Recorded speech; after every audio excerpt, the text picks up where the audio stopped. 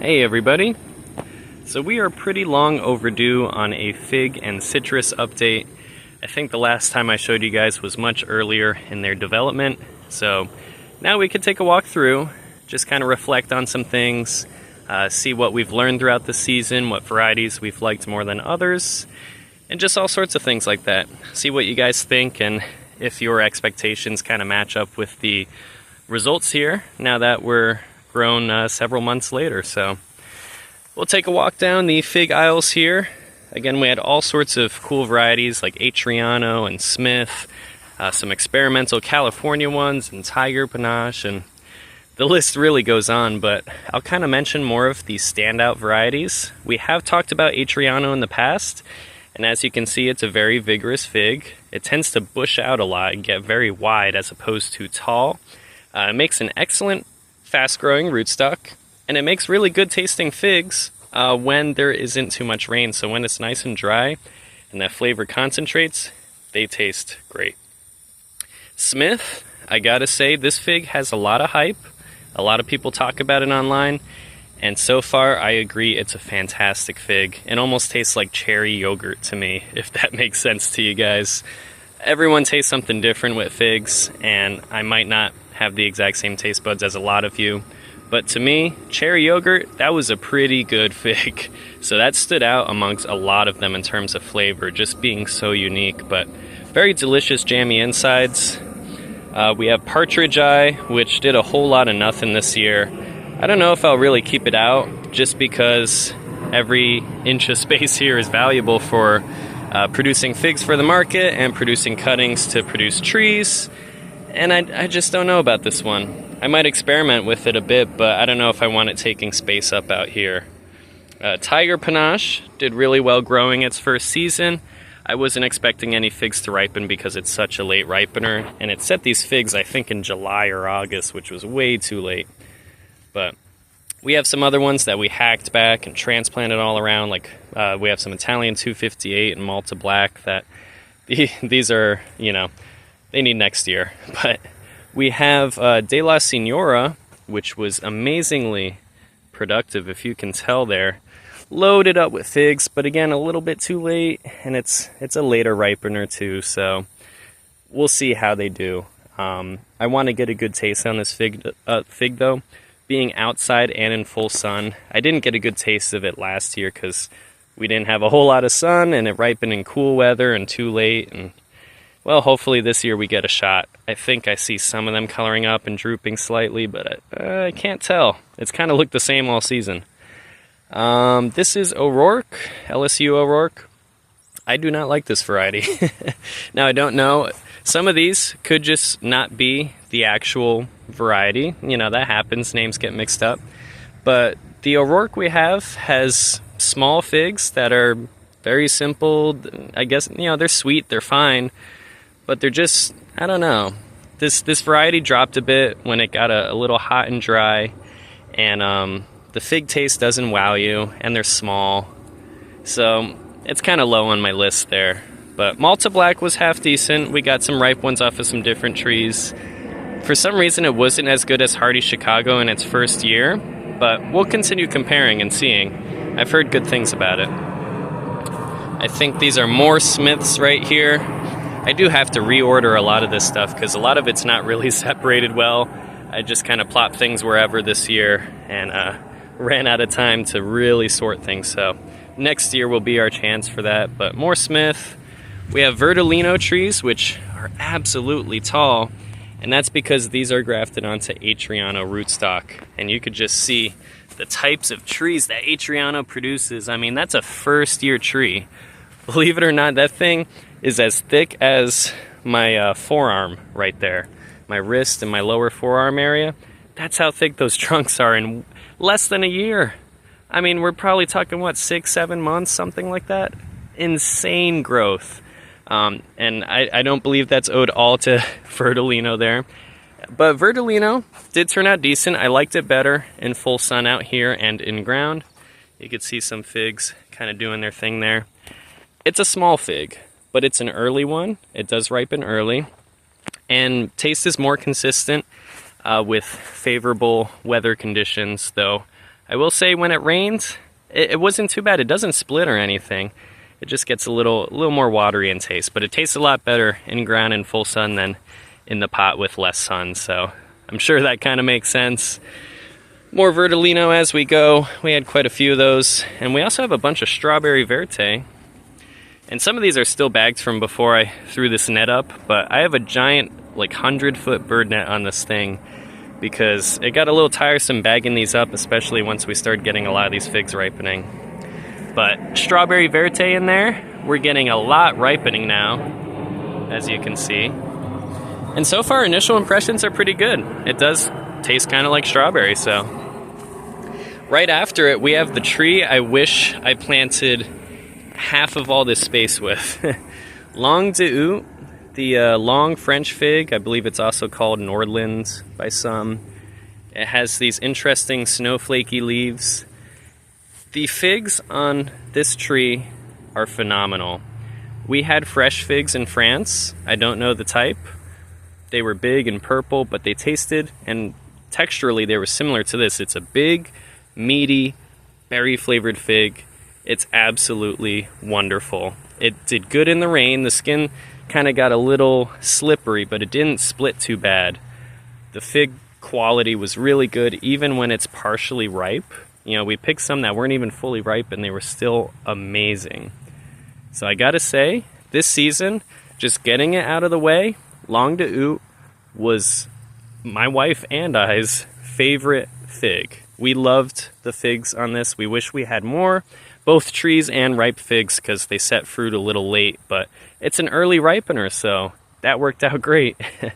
But I only have I think only 3 trees here. There's a 4th one that was randomly transplanted from a pot and doesn't look as great, but we're planting a lot more of these. So any of the varieties like O'Rourke that didn't impress me too much, we're going to grow some more Langue de Houx and replace them with that. Now towards the end of our row, these kind of weren't fair. Well, partially, because towards the end of our row, the drainage isn't as good. So I put some varieties that maybe, I wasn't as interested in them as others. Or maybe they just ended up there by chance. But LSU Purple, and we have like a random unknown fig. Actually, no, these are all LSU Purple.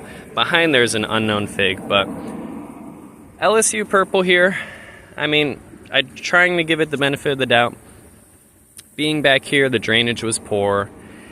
The figs don't taste amazing on it. I mean, they're okay. They could be sweet and fairly tasty, but a big disadvantage, if you don't have a bird net on this fig tree, the figs turn so dark purple before they're even close to ripe. The birds and the squirrels and anything see them right away and peck them, and they realize it's not ripe too, but it's too late. It just colors up way too early, in my opinion. So if you have it covered and protected, you're fine, and you'll still get pretty decent figs, but this tree almost felt like too much effort for the flavor of the figs, I guess. And production was okay, it was average, but just not as good as one of the trees I'll show behind, one of the other LSUs. LSU Improved Celeste blew everything out of the water in terms of production, taste, all that. All the other LSU figs that we were trying this year, and we are trying more next year, LSU Improved Celeste just, you know, wipe the floor with O'Rourke and LSU Purple. So that was a shame. Again, not a bad fig. You know, I still think people would enjoy this fig, but it presented more challenges to us, even besides just the poor drainage maybe affecting the flavor of the figs a little bit. It was just a little harder to deal with, but you can probably see some of the dark figs in there on the tree. They're very, very dark. But we have some unknowns back here that are starting to ripen that we thought were Celeste, but they're not Celeste, so who knows? We have a bunch of Chicago Hardy all over the place. More Strawberry Verte. But Chicago Hardy's starting to ripen up a good bit. We're seeing ripe figs on all of these now. They took a little bit to get going. I mean, Chicago Hardy's one of those varieties where, I mean, it's probably as close to a dwarf as you can get, because there are dwarf strains of Chicago Hardy and supposed dwarf strains of Violet or Violet de Bordeaux. Talking to you, Little Miss Figgy. That is not a little tree. That's our tallest tree here. Not little. They do revert, so I'm aware that there are more dwarfed versions, but they don't seem very stable. However, Chicago Hardy, I mean, compared to all these trees actually, I mean, a lot of the same varieties were fairly uniform in terms of growth. But you could actually see all down this row, the Chicago Hardys are markedly shorter than everything else. They're shorter than Strawberry Verte, they're shorter than Improved Celeste, they're shorter than Little Miss Figgy. Everything shorter than Little Miss Figgy. It's crazy. But you know what, let's try and get you guys in here just to see a couple of these before we progress any further. We'll just climb into the bird net.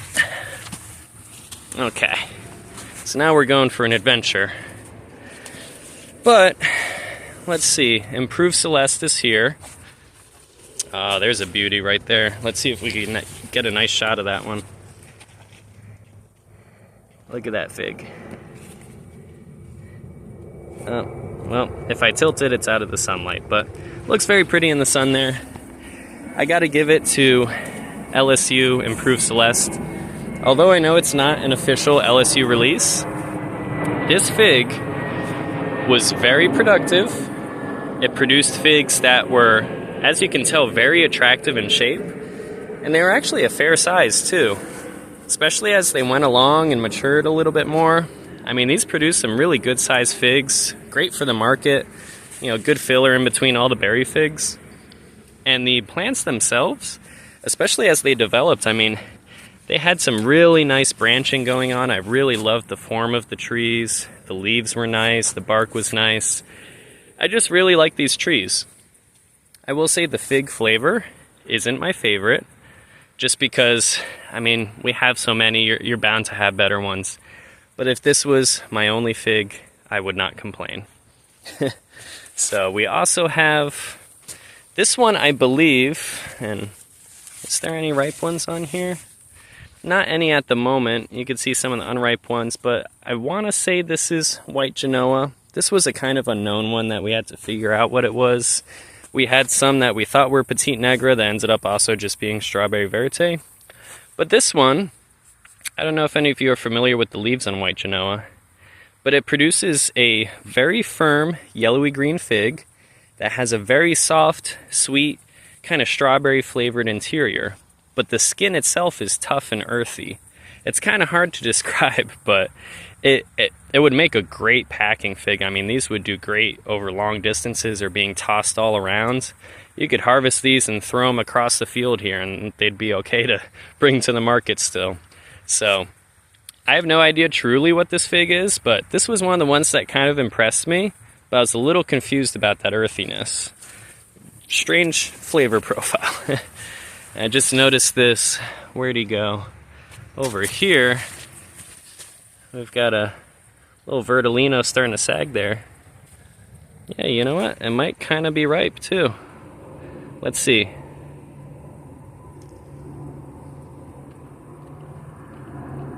Oh yeah, look at that. So, I know I've shown you guys already, but this is just a fun one because it was very expensive at one point, very hard to get.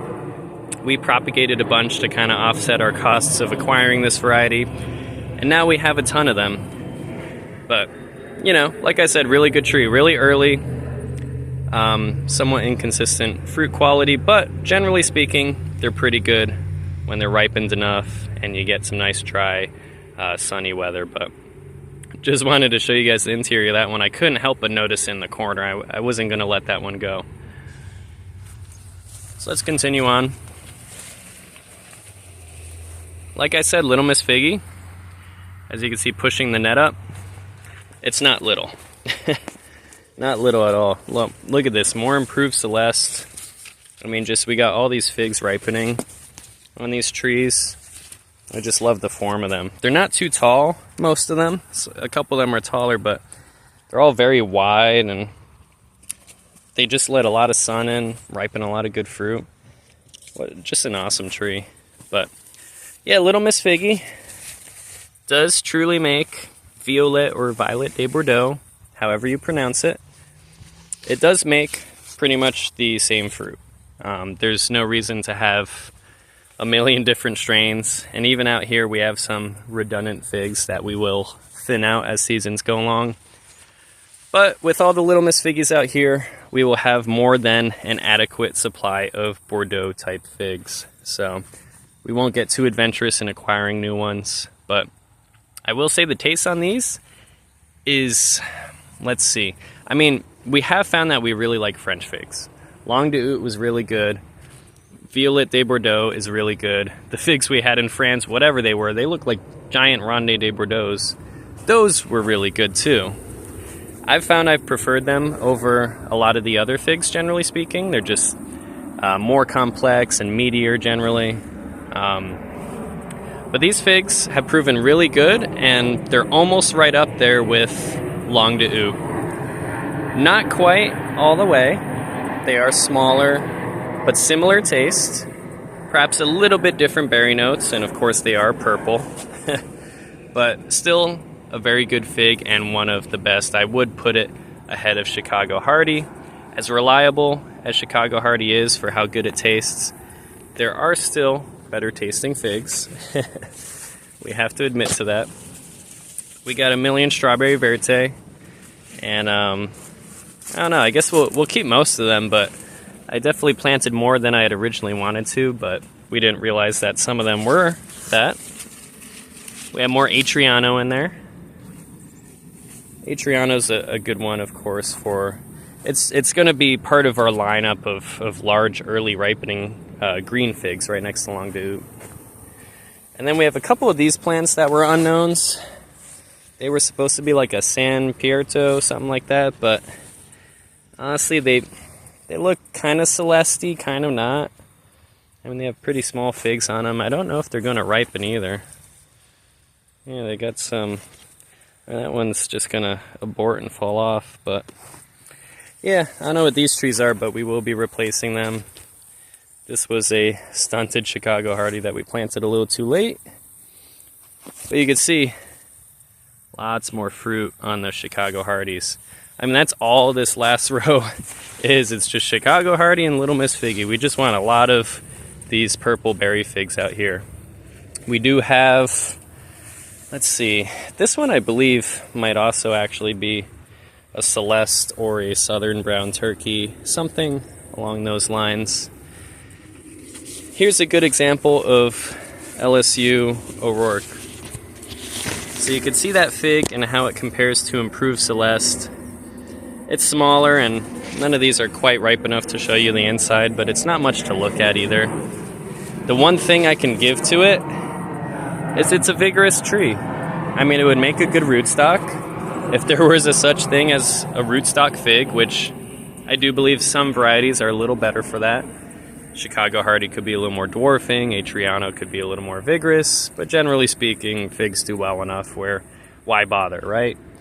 But O'Rourke, again, didn't impress me too much in a lot of other aspects, so this one's probably going to be sold either locally or chopped up and put online. But it was a nice tree, you know, I'll give it to that. It grew well, but that's about it. We have some more Strawberry Verte and Battaglia Green. And that's pretty much the end of those guys there. The rest of those blueberries are going to be swapped with figs next year, and blueberries will get their own designated spot. So let's get out of here, and we'll take a look through the citrus row for the citraholics who are watching right now impatiently, maybe even skip to this portion. We got the citrus rows. So these have been exciting.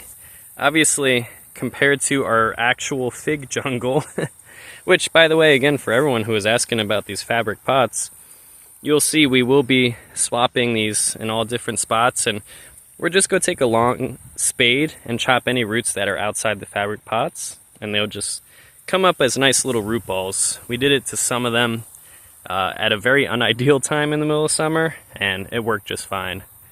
So as big as these appear, these are still all movable, but it's definitely a daunting task with that type of density. But anyway, you can see it's quite different in the citrus rows here. The trees are a lot smaller and more manageable, but we are still doing a lot of experiments and a lot of propagation. But I'll take you roughly through the varieties, and we could talk a little bit about what we're doing with some of this stuff. Get rid of that. But we have Rusk up here, Rusk Citrange. Again, it wasn't my favorite Citrange, but I thought I'd have it in the collection anyway. Some people might like it better than me too. And I didn't think it was too bad. I'd still make use of it if it was the only hardy citrus I could have. And it is still, perhaps, improvement on trifoliate orange might be a stretch. It's different. It's definitely, it brings different things to the table. But I actually fell and broke the main leader off this plant, so this one kind of bushed out a bit. And it's looking better now. It's looking a little more like the one next to it. We have Trifiola, which you can see has been blooming, and that one doesn't have a little fruit lip, but this one has 3 of them. Those, of course, aren't going to ripen. You know, we're going into winter soon. But Trifiola has grown nice and healthy. Some of them are just straight in growth mode, and some are taking their time and pushing out a few flowers too. X639 was the other one who was doing that out here, along with Thomasville. So if you're looking for a precocious citrus, that's a list of a few right there. But we'll keep going back and forth here. We got Titri. This one was grafted from a 5 or 6 year old seedling that hasn't fruited yet. And then these are grafted from fruited seedlings, which were induced into fruiting. So I'm interested to see if they will retain that now being grafted onto a different plant. I suspect they will, but we'll see if that's just being hopeful or not. But I imagine we won't find out next year, probably be the year after that or so, because a lot of these trees out here still need to size up quite a bit before we see some actual production and holding the fruit too, without being to the plant's detriment. We have our I-Chang Pepita, which it's our only one out here. I have one other one, but I'm probably going to offer that one up on eBay at some point, so maybe I'll let you guys know, or just stay tuned on our eBay store if we end up putting that one up this week. We do have one. It's probably about half the size of this one in terms of growth, but we are pretty tapped out in terms of space for already established varieties. I'm trying to save the rest of the space for all of our seedlings that we'll be coming out with. So next to that, we also have Yuzu, which I could see why Yuzu is a hardy citrus, because it definitely goes into dormancy. Or I shouldn't say not goes into dormancy, but it stopped growing as much compared to a lot of the other varieties a lot sooner. You know, maybe a month or so ago, this all just started hardening off, and it's not pushing out any new growth. Same with the I-Chang Pepita. So for me, that's a good sign for hardiness, and I think a lot of people would agree. Early dormancy is a big thing. A lot of these Trifiola and other plants you'll see I do worry about slightly. We also have some Morton Citrange over here. Morton's just kind of doing its thing. This was a late graft, but they've grown nicely. Same as the Titri, those were late grafts. 10 Degree Tangerine is very vigorous compared to its counterpart Yuzu. But again, it's still growing, even though, well, it's still quite warm actually, but given the daylight and everything, these plants should start shutting down soon for their own safety. Same with I-Chang Lemon. I mean, we've got some massive branches on this plant, and they're very weeping. It has these huge wide leaves, but I do want this to harden off some more. I'm definitely worried about that if we do get some cold. Shakwasha Mandarin, kind of doing the same thing, still growing. Karaji, doing the same thing, but to a lesser degree, so that's good that this is hardening off. I don't know how these will do out here. This is a little more experimental, but I didn't want to leave them out of the fun. Our Thomasvilles are looking great here. I plucked off all the flowers and fruit, and they just shot into growth mode, which is great, because you might have seen in an earlier video at some point, these were a lot smaller at some point and trying to flower, which was ridiculous. But you could see too, I love when I see that, those little gloves, those bifoliate leaves in the mix. We also have, this was, yeah, C35, growing nicely, pretty similar to a lot of the Citrandarin, Citramellos, things like that. We have Poncerus Plus, which I'm eager to compare this to some of the other trifoliate varieties that I found. I did make a post about a flying dragon that I saw at a nursery here in North Carolina, and the fruit quality on it was actually really good, and the fruit were pretty flawless looking, which is interesting. So I'm curious how Poncerus Plus will compare and stack up to some of the varieties I've had. We'll see if this guy lives up to the hype. But we do have several copies of this, and we will be propagating it for anyone who wants this variety, because it is pretty hard to get your hands on. I think that's still Morton, yeah. This row, now this is the row that's going to be really exciting in the years to come. I mean, and we got some huge branches on these, but most of you guys already know just by looking at these wonky branches and leaves that this is a Prague Chimera, your Satsuma trifoliate cross. And cross is to say that these are a weird cellular fusion rather than a traditional hybrid. But these have grown actually really well.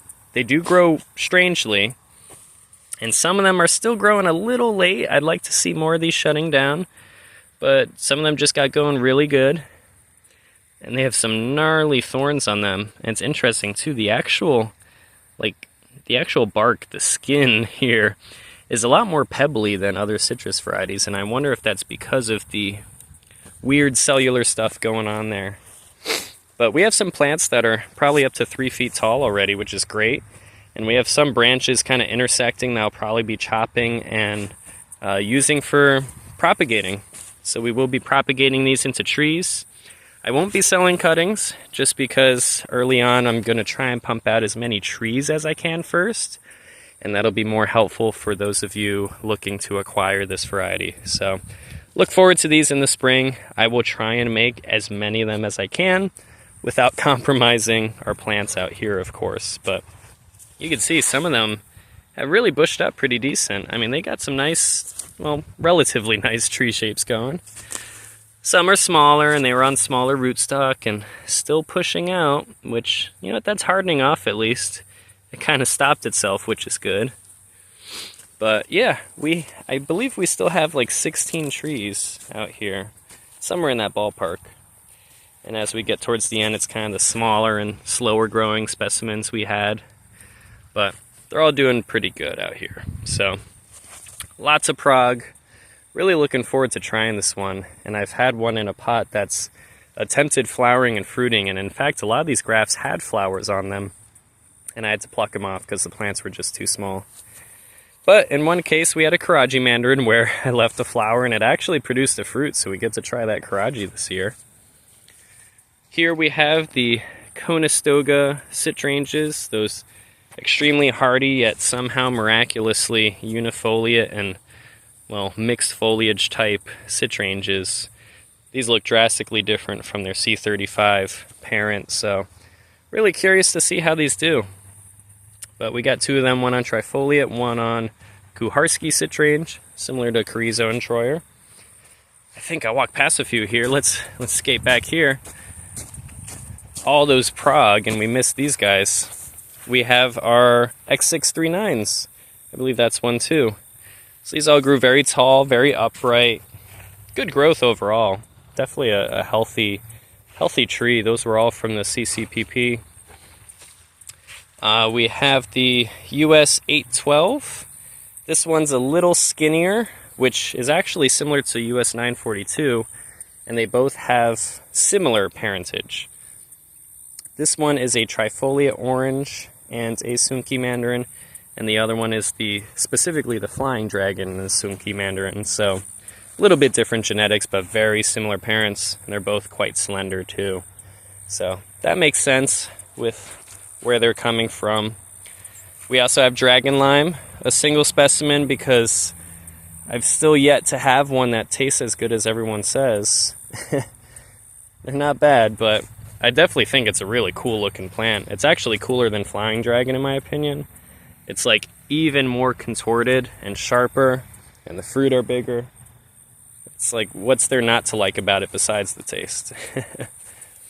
Then we have, is this a bishop here? Oh yeah, it is. This bishop grew more than I thought, actually. A lot of our bishops were quite small, but we do have 1, 2, 3, 4 of them right here. So, variations of US 852 that supposedly taste better, and we will put that to the test. Hopefully, in years to come, we'll get some nice fruit to sample. But they do have, similar to a lot of our other varieties, they have some savage thorns on them. Some just stand out more than others, and this is one of them. Let's see, we talked about those citranges. We have our Citramon. This, I believe, is a Meyer lemon and trifoliate orange hybrid. Or perhaps it is just a normal lemon and trifoliate orange, but I feel like it has a lot of Meyer lemon characteristics between the fruit and the plant itself. But either way, very vigorous, very much like a lemon, just with trifoliate leaves. It's pretty cool. Particularly this plant. I think this one got a little shaded out or competed by the huge US 942s here. We have some on their own roots and some that were grafted onto trifoliate orange as well. I have a huge amount of US 942, and I guess in fairness, if we ever really wanted to add a new variety here, I should probably get rid of one or more of them. But for now, this makes a really nice reserve for propagation material, because to my knowledge and to a lot of other people's knowledge, this is one of the best tasting citranderans out there. And you know, when I tasted it, I had a subpar fruit and it was still quite good. So, assuming this is nice and hardy here, this will be a fantastic one to propagate. And I have had a lot of luck propagating these from cuttings too, and quite small cuttings. So I should have a lot of these trees for next year available for you guys. We do have some, I think this starts with Dunstan Citramelo, which we had a little sucker getting out of control there, so we had to tie it up. But some more Dunstans here. That one looks like it broke actually, so that might be some propagation material to take home. It's okay. I don't mind that because I like seeing how well these root at different stages of hardness too. So some of this softer growth, it's interesting to compare. But I think that's a little more Dunstan. And then we have some Sacaton Citramelo, which you can mostly differentiate by the leaves. This one has a longer middle leaf, and this one, well, that is a Dunstan. This one is a little shorter. I think a better example is like these leaves here. They could get quite large on the Sacaton, larger than the Dunstan. Like here you could tell as well. It's a very big leaf. Next to the Sacaton, we have a bunch of 5-star Citramelo, which we're kind of trialing them and seeing how they taste and how they grow. They definitely curl up a bit more than other varieties here. And they're kind of new to this climate. I don't know if anyone else has grown them here in North Carolina, but our budwood came from Pennsylvania, so we're just kind of seeing how these do here. And we have quite a lot of trees, so this is another one where if I want to put something new here, I might just replace one of these. But curious to see. I've heard good things about 5-star, and it seems like a really good rootstock tree as well. It produces a lot of seeds in its fruit, and the fruit supposedly tastes good as well. And the trees themselves grow quite vigorously and nice and thick, so it may be a good rootstock. We also brought down a trifoliate from New York, so seeing how that fares here in North Carolina as well. And these are some Benton Citrange, so nothing too fancy there. We also have Swingle Citramelos down here as well. And I believe the last one between the 942 and Swingle, this is our US 852s. So some of them more vigorous than others. You can almost tell, to the very trained eye, a difference between these and the Bishop Citranderan, because Bishop is essentially a US 852, but it's a variation of US 852. So it has a little bit different leaves. I think traditional US 852 has broader leaves, and actually, well, I might be lying by saying smaller thorns. These are still huge. So I don't know if I'll say that much, but we have tons of US 852s here, and lots of them looking nice and healthy. But interestingly, I also noticed US 942 seems to grow thicker on trifoliate orange rootstock. These branches here, and even this new growth here, is thicker than on the same plant next to it on its own roots. Just an interesting observation, and I don't know if that's because this is newer growth. We'll see in year 2 if this trend continues, because these trees are already older than those, so it's always hard to compare directly out here with stuff like that. But I believe that is all of the regular citrus varieties. We'll finish this video, quite a long video now. We'll finish this video with our seedlings here. We have our tetraploid Ti-Tri, looking great, growing fast, and honestly more vigorous than the trifoliate orange that it's grafted onto, where it's actually displaying some incompatibility that normal Ti-Tri has not.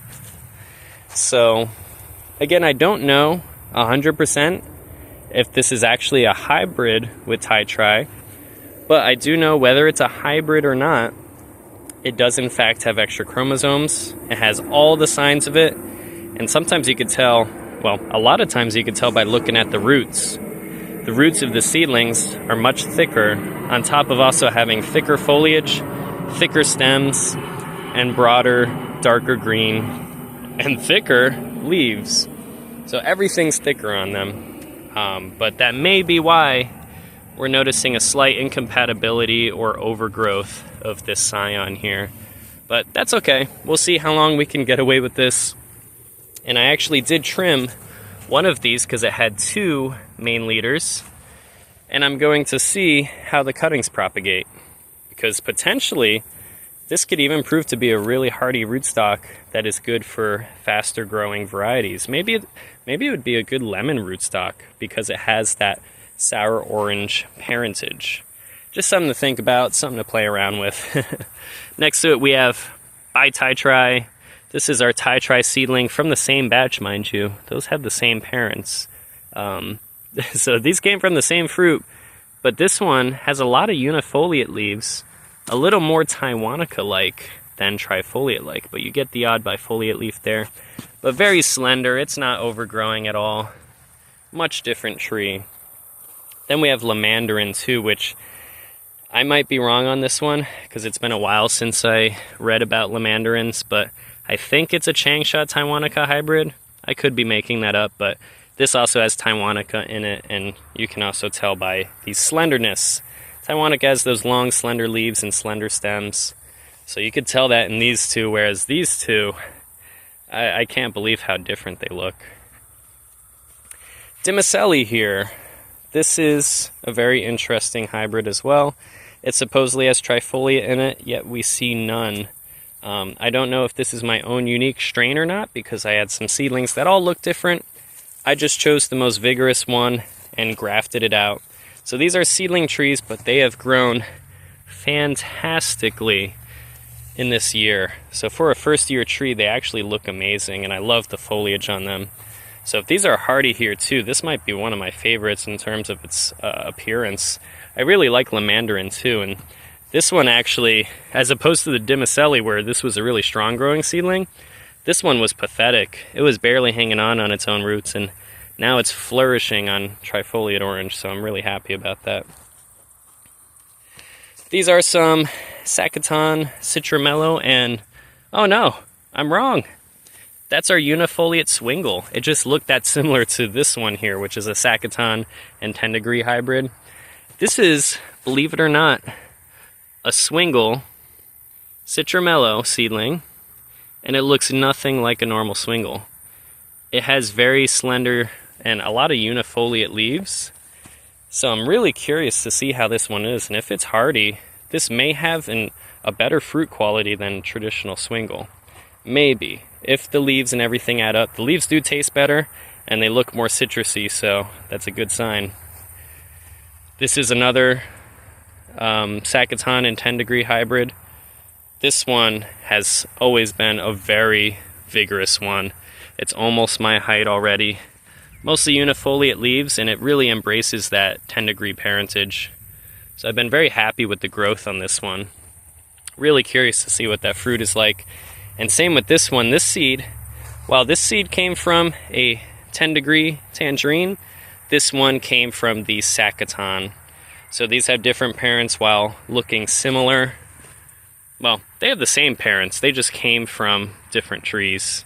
Hope that makes sense.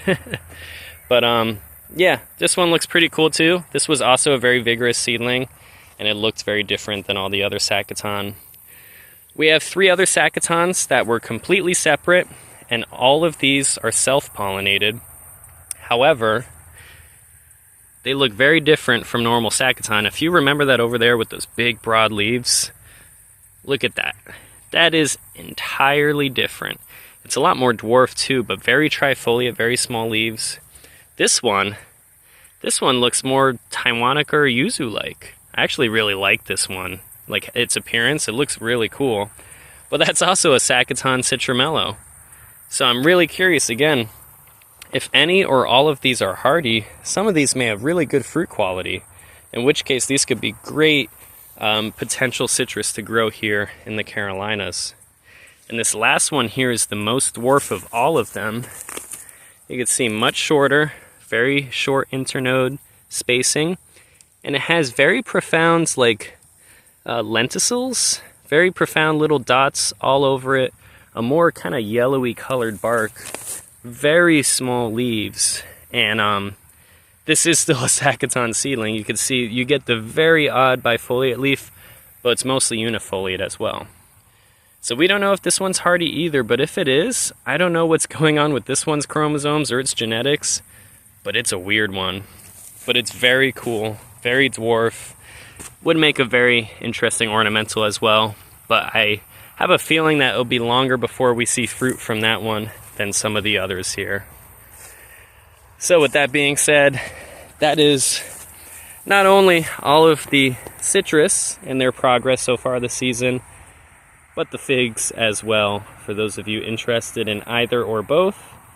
I hope you enjoyed this video, and if you watched all of that, congrats to you, and thanks for listening so long. I hope you're subscribed if that's the case. And I will see you guys in the next one. There's a lot of hard work that's going to be going on this time of year, so I may not be pumping out videos at the same frequency as I haven't already, but I hope this one will suffice in the meantime. So, see you guys next time. Bye-bye.